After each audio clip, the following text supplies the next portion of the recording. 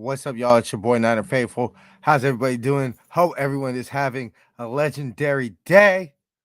Yay! We're only getting closer, y'all. We're what? A little less than a month away from Niners training camp.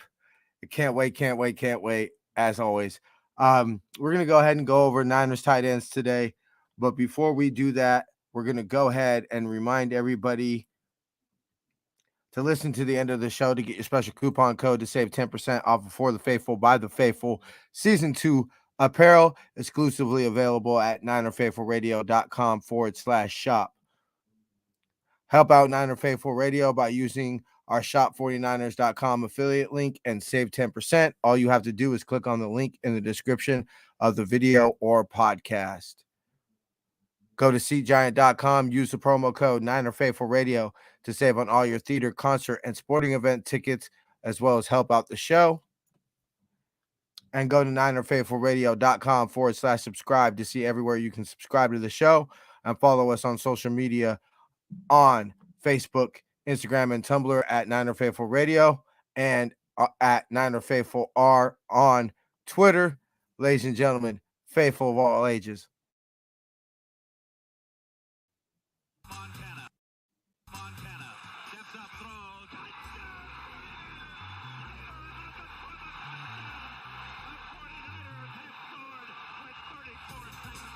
You are now listening to Niner Faithful Radio, the show for the faithful, by the faithful.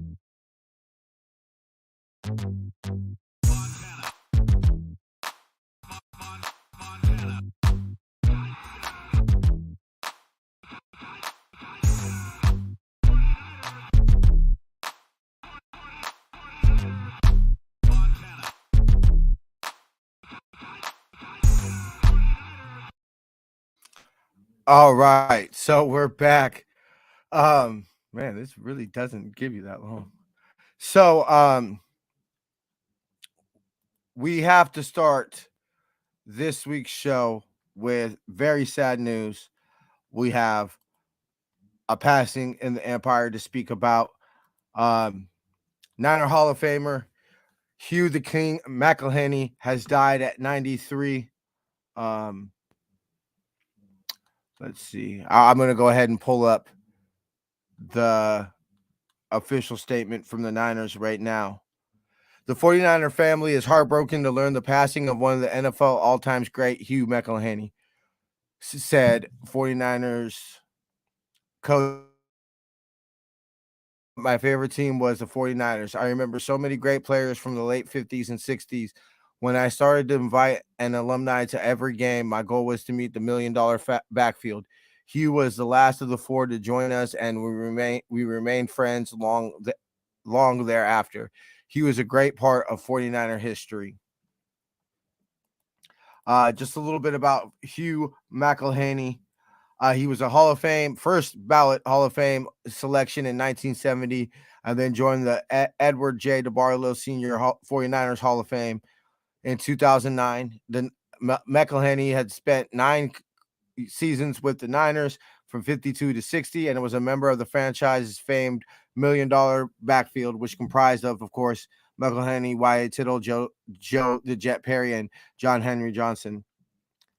McElhenny was the first-round pick of the 49ers in 1952 NFL draft and went on to record 877 carries for 4,288 yards, 35 touchdowns, as well as 192 receptions for 2,640 yards and 15 touchdowns in 9 seasons with San Francisco. He immediately made his impression across the league. As a rookie in his first season, McElhenny posted the season's longest run from scrimmage, 89 yards, the longest punt return, 94 yards, and the top rushing average, 7.7 yards per carry, earning him Rookie of the Year honors. McElhenny also appeared in 97 regular season games, 89 starts, and made 1 postseason start, and earned 5 Pro Bowl honors with the Niners in 52, 53, 56 through 50, and 56 through 58. Following the 1960 season, McElhenny joined the Minnesota Vikings via the 1961 expansion draft. He spent 2 seasons with Minnesota, picked up 1 more Pro Bowl selection before joining the New York Giants for the 63 season and appearing in his first NFC Championship game. In 1964, McElhenney would go on to play for the Detroit Lions before hanging up his cleats at the conclusion of the season. At the time of his retirement, McElhenney was just one of 3 players to eclipse 11,000 all-purpose yards and had gained a total of 11,375 yards in his 13-year career.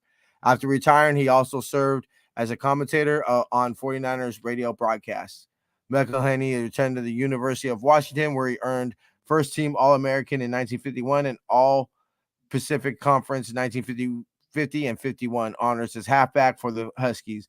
In addition to being a Pro Football Hall of Fame and the 49ers, McElhenney was inducted into the State of Washington Sports Hall of Fame in 1963 and the College Football Hall of Fame in 1981. Very, very sad with the passing of Hugh McElhenney. Thank you so much, Anthony. Really appreciate that, brother. Take off our caps and have a moment of silence, please, for Hugh the King McElhenney. Okay, always an awkward transition, you know, when somebody dies to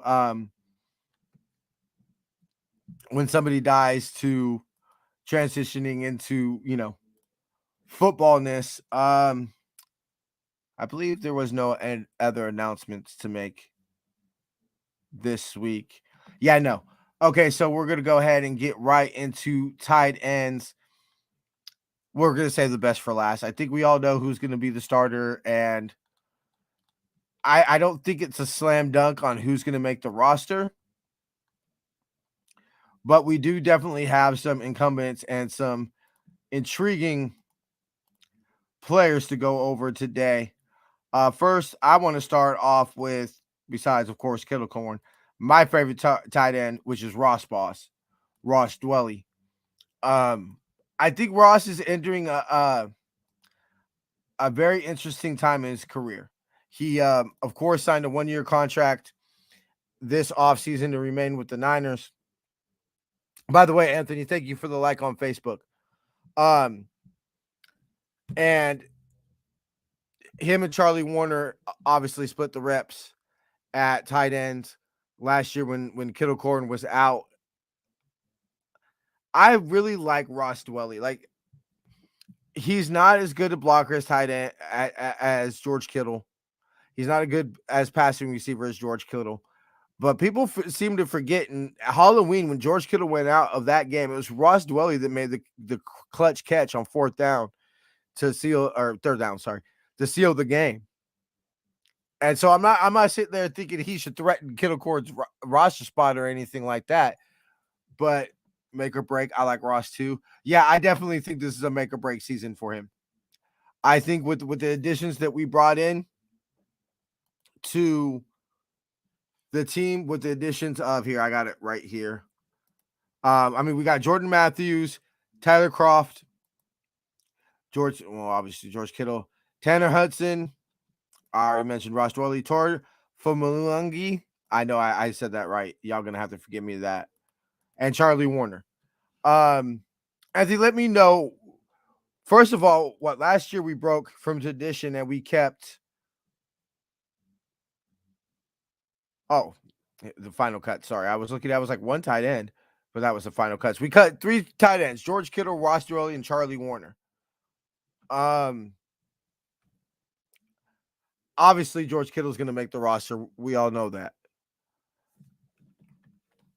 I want to say we keep it pat, but then why did we bring in the additions? Especially, hold on, I'm going to look at it right now. I want to make sure I get it right. But where is he? Let me see. I'm trying to look at the one that has the most experience. Why does it keep on scrolling down? It's so weird. Yeah, okay. So Tyler Kroft has the most experience. 6'6", 250s, went to Rutgers, was drafted in the 3rd round by Cincy in 2015. So he's intriguing. Obviously going to be, I would assume, more of a blocking tight end than a passing tight end. Thanks for the like, by the way, Rudy. Good to see you, fam. Yeah, I see you, baby. Good to see you, bruh. Swag in the building. So he definitely brings a lot of veteran presence. And I'm not really sold on Charlie Warner. Honestly, I don't even know. Like, his rookie year, he was pretty much going to make the team because he was a draft pick. And this team, covets draft picks. But personally, I don't see why he's made the roster. So I'm going to go out here and say that it's going to be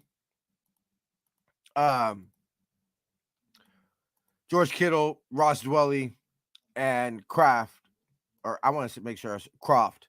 I want to make sure I'm saying it right. Croft. They're going to end up making the roster. And I think Charlie Warner is going to go the way of the dodo, as they say. Another one that my most intriguing tight end is Jordan Matthews, because I believe he would be, now obviously not better, but he would be the only receiver I see that's even close to being the same type of tight end receiver that George Kittle is. And that's literally because he played wide receiver. So I don't think it's a strength issue, because he's had the whole, pretty close to a year, I would think, pretty damn close to a year to reshape his body. So I don't think it's going to be a strength issue. He's had a year to study, the position. So he's not going to, it's not like he's been playing it all his life. But route running is route running. And I mean, even though they list him as tight end, they might, but I don't want Jordan Matthews with his hand in the dirt. To me, if Jordan Matthews makes the roster, I think that Ross Dwelley is going to have shown improvement in his blocking, so that they feel that comfortable with his blocking, his pass catching, because I only see Jordan Matthews as a pass catching threat. Not saying that he can't block. As I say a million times on the show all the time, I'm a very firm believer in that if you work hard at something, you're only going to get better. And I'm assuming that Jordan Matthews works hard. I don't think you can get to become a professional athlete and stick around in the league for, this will be his 8th season. Oh, sorry, this will be his 7th season. I don't think you stick around in the league for 7 years without being a hard worker. But I just don't think that he's going to have it down in a year to the point of being able to be, block defensive ends, high-end defensive ends that are going to be in the NFL at the NFL level.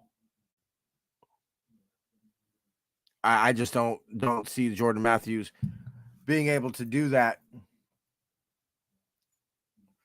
at a consistent level enough to really push him for a roster spot, unless Ross Dwelley's improved his blocking significantly, or Ross Dwelley doesn't make it and they find that they can find a better blocking tight end, and they're cool with George Kittle's and Jordan Matthews being the pass catching tight ends.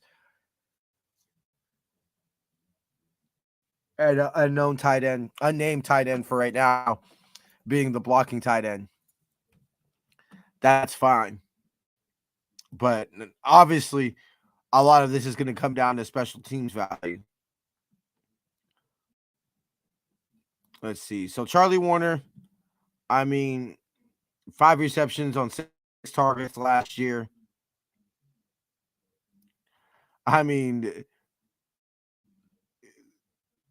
Let's see.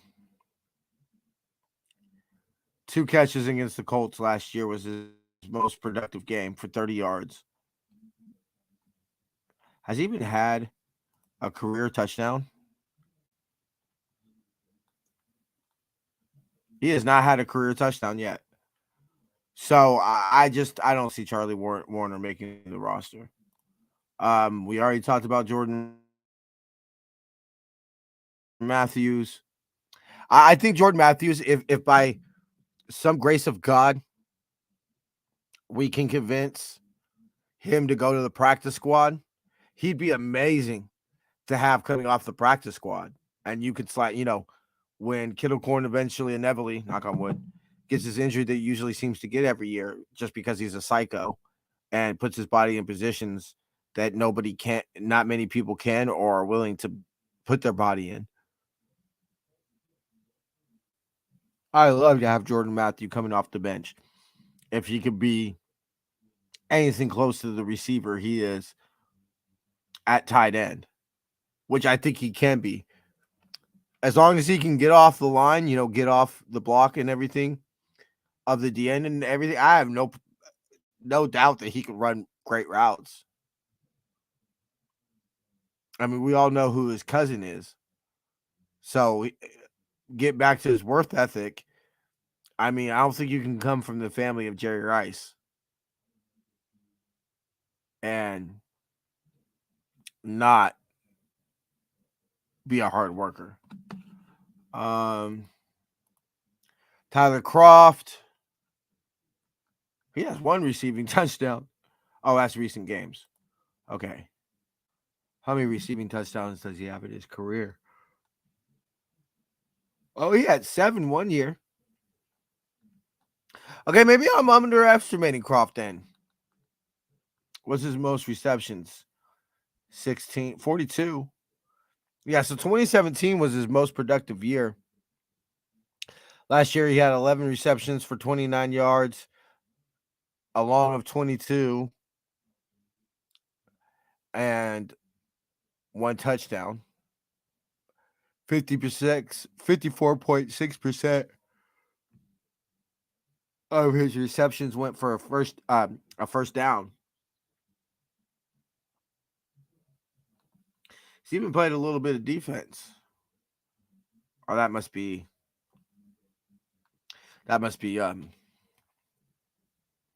where they have special teams located. Yeah, my arm just fell off my glasses. We're working on getting me a new pair right now. Do not judge me. Facts. Thanks, Anthony. Really appreciate that. So why didn't everybody watch? Go ahead and leave me your 3 tight ends that make it. Because I really don't think 4 tight ends are going to make it. Hudson, undrafted rookie in 2018. He's literally got no stats for 2021. Can't even pull up. Oh, okay. Here we go. Appeared in 3 games, though. 2, 11, 9, and 9 in 2019. 5 receptions, no touchdowns. Yeah, I definitely, he's probably going to be a blocking tight end or a roster fill spot. We already talked about Russ Dwelly. Okay, I'm going to see if it says it right here. No, it doesn't. Okay. So we're just going to say Troy. 5 years experience. Doesn't look like he played in 2021. Played in 11 games in 2019, 8 in 2011. Started 5 games, all of them coming in 2019. 6 receptions, 38 yards, a touchdown each year. Yeah, nothing to write home about, and definitely not somebody that I would want to keep over Ross Dwelly or players that I know can function in this offense. And last but not least, we got one Mr. George Kittle. But why don't we go ahead and take another Twitch break?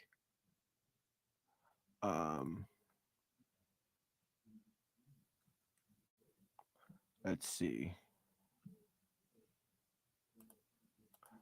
Add.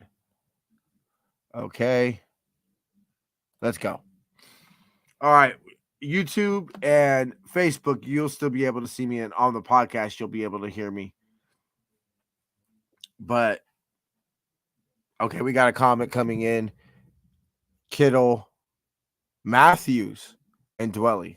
Okay, I like that. I think that's pretty interesting. I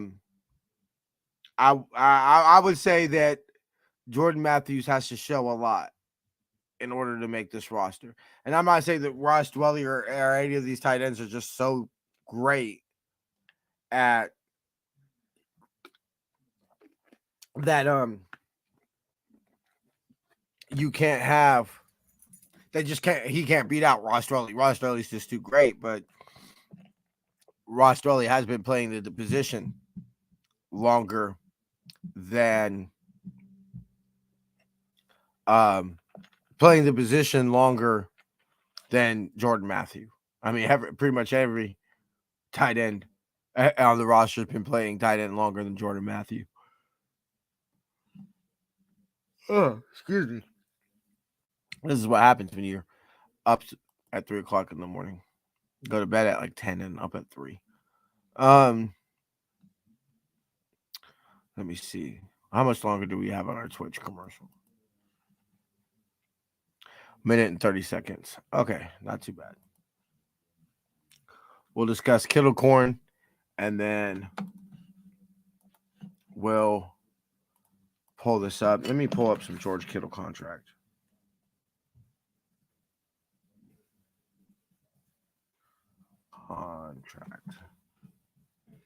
Okay. How much is he going to make this year? His guaranteed will be $1 million base salary, $3 million signing bonus. He's got a $7 million, almost $8 million cap hit. Next year is when it gets really dangerous. 2023. He's got a potential out in 2024. So George Kittle will start to get real expensive next year, and his dead cap lessens significantly after 2024. We might be riding down to the last couple of years of George Kittle, y'all. 2017. So, man, oh man, oh man. Getting kind of nervous about that. But 55 seconds. I have said before that I don't think George Kittle will end his career in a Niner uniform. I totally see George Kittle ending his career in a Titans uniform, to be honest, or going back to the Midwest. Wait, hopefully this doesn't play. Okay, sorry about that, y'all. Okay. Are we back yet? Damn, 28 seconds. Shit. These commercials take forever. Do we have any more news? Nope.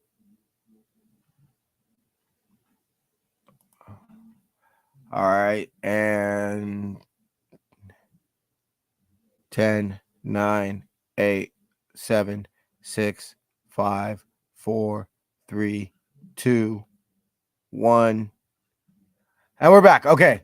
So last but not least, we got one Mr. George Kittle to go over. Thanks for the love on Facebook, Jose. What is to say about basically the Niner mascot? I mean, the man bangs his head against the wall before every game. George Kittle is an absolute psycho. Anybody who thinks George Kittle is overrated should be slapped immediately.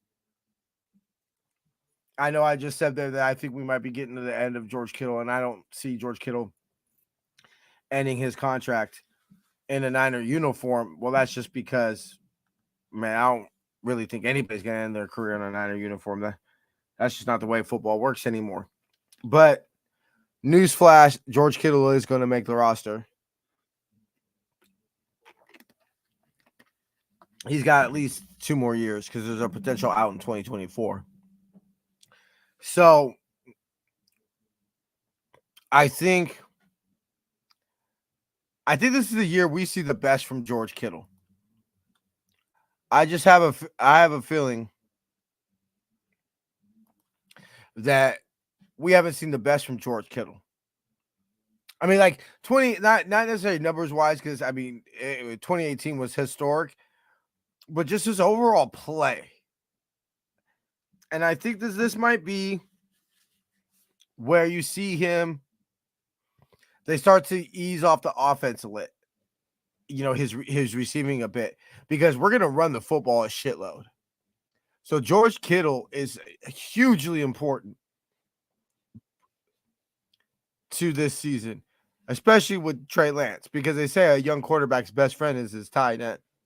So I see, and apparently according to Niners.com, during OTAs, Ross Dwelley was a favorite target of Trey Lance. So he seems to like to target tight ends. And I mean, he's got a pretty damn good one in George Kittle. So something would tell me that George Kittle is going to get a lot of balls this year. Obviously the number one receiver is going to be Debo. But George Kittle, I think, besides Trey Lance and Trent Williams, I think George Kittle is the most important player on offense this year besides those players. Trent Williams is our best player on offense. Rob, very arguably, I would have to really sit down and think, best player on our team. It's basically the best 2 players on our team, no doubt, are Trent Williams and Nick Bosa. But I think George Kittle is one of the most important next to Trey Lance and Trent Williams. Trey Lance, obviously, because there's no more important position on a football team than quarterback. Trent Williams, just because you got to protect your franchise quarterback's blind side. But George Kittle is going to be the excellent run blocker he is. And the stats show we run the ball more effectively when George Kittle is in the game. His whole career. We struggled the ball to run the ball sometimes last year. I don't think that the times we struggled to run the ball the most were when George Kittle was gone. I don't think that's a coincidence. And then also giving Trey that security blanket that he's going to need, that he's like, hey, you know what? I know where George is. So if things go to shit, as soon as I say hike, at least I know where number 85 is. And number 85 is going to do his damn thing.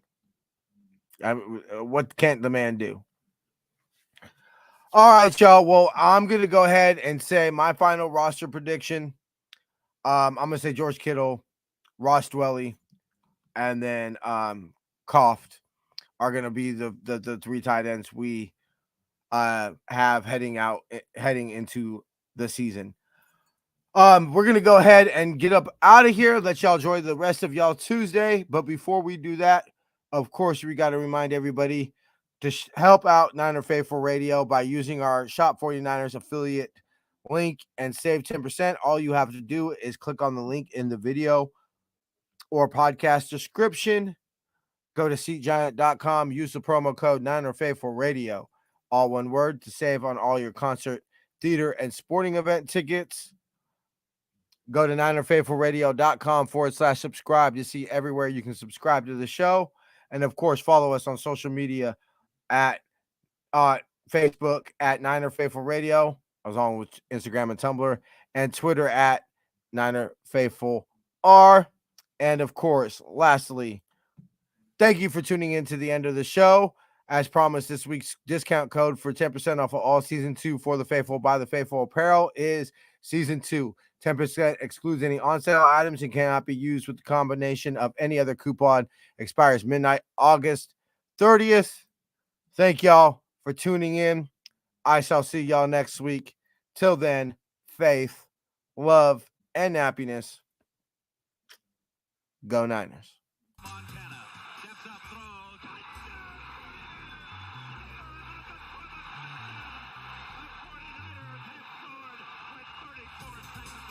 You are now listening to Not Your Faithful Radio, the show for the faithful, by the faithful.